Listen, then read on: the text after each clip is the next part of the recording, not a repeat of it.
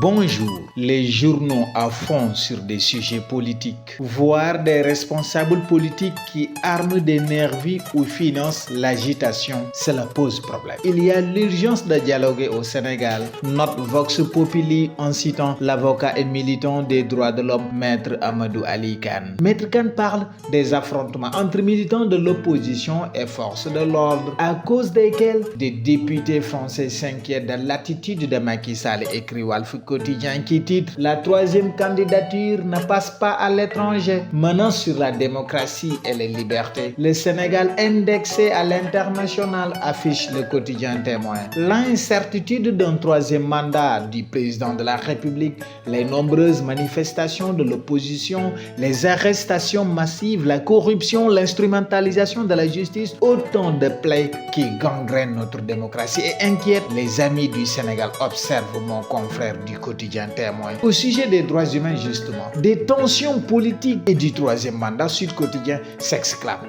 Macky dans le collimateur. Sud Quotidien rapporte que dans son rapport 2022 sur les droits humains rendu public lundi dernier, le département d'État américain peint un tableau sombre du respect des droits de l'homme au Sénégal.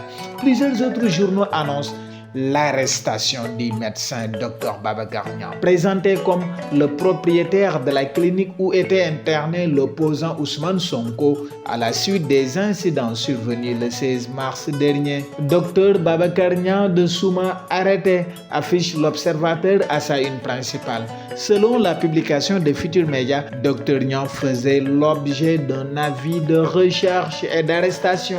Il a été arrêté à Médina Ndiadbé, au nord du Sénégal. Le docteur Ousmane Cissé, qui se dit médecin d'Ousmane Sonko, a été convoqué et auditionné par les policiers de la sûreté urbaine de Dakar, rapporte l'Observateur, selon lequel Babacar Niang est accusé de négligence après la mort d'un patient proche du maire de la Médina Bamba Fall.